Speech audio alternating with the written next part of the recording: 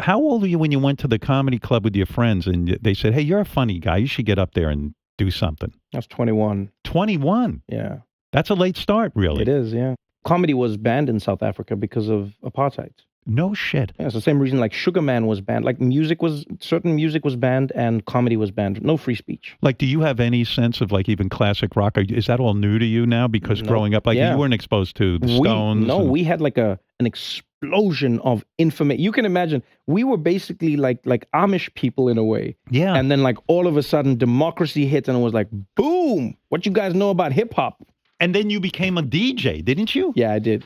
You were a disc jockey. I loved it. By disc jockey, I mean you'd go to parties and spin records? I also did like a certain vibe of what you do. You were on the radio? I was on the radio. How old were you when you were doing that? I was doing radio before this. So I was doing radio when I was 20. How the fuck did you get on the radio? You weren't famous yet. You hadn't tried stand-up comedy. It was, so there was a radio station that was having like a revamp. I don't even know how I heard about this. I just hustled my whole life. So I heard that there was a radio station that they said they were getting new DJs. And then I was like, I should just try and go for this job. I was like, let me see what this is about. Well, you had balls. I was like, yeah, but it's not even balls. It's desperation. It's like because you had no money. I'm allergic to being broke. That's my thing. So that's your core value. I will always find a way to work. I will always find a way to work. I read this about you that when you were in school, because you were fast, you would get on the cafeteria line quickly and charge people money to stand in line for them. Right. So at my school, the way it worked is... You were a hustler. Yeah, the way it worked for us is we had what's called assembly. And then after assembly, immediately, you could go to recess to the cafeteria. But now the food would get finished.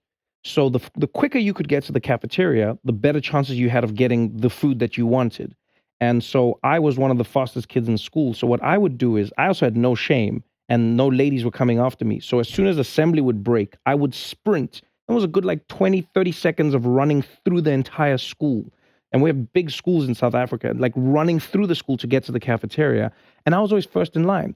But then I had like no money. I'd just buy like one thing. Right. And no then, lunch money. Yeah. And then what happened is one day, one of the other kids found me at the front of the line. They were like, hey, can you buy that for me? And then they said, out of their volition, they're like, I'll give you $2. I'll give you $5 extra. And I was like, wait. This is a business. You'll pay me because I'm at the front of the line. And then I started saying to people, instead of finding me at the front of the line, why not just pay me before? You pay me, you meet me, you give me your orders, and then I will order. And so I would order every day for about 5 to 7 kids. You had a nice little income from that. And that's how I made my pocket money. Yeah, so you're not kidding around when you say, hey, I cannot be broke. I'm always going to find a way to work. You went from standing online for people to DJ business, being on the radio. But at 21, when you go up and you've given no kind of thought about being a comic, and you go up on stage, you were funny? Yeah. And what did you? But you have no jokes, right? I mean, there's no. I had the same thing I have now, which is just life and stories about what I'm experiencing. And what did you talk about when you went up on stage? I talked about I had Nigerian friends who ran a pawn shop that also doubled as a like a drug business. And I talked about their shop and like just how we used to hang out and do impressions of these guys? Yeah, and I would just do impressions of them and the way they would talk to me and then I would talk about like what was happening in South Africa.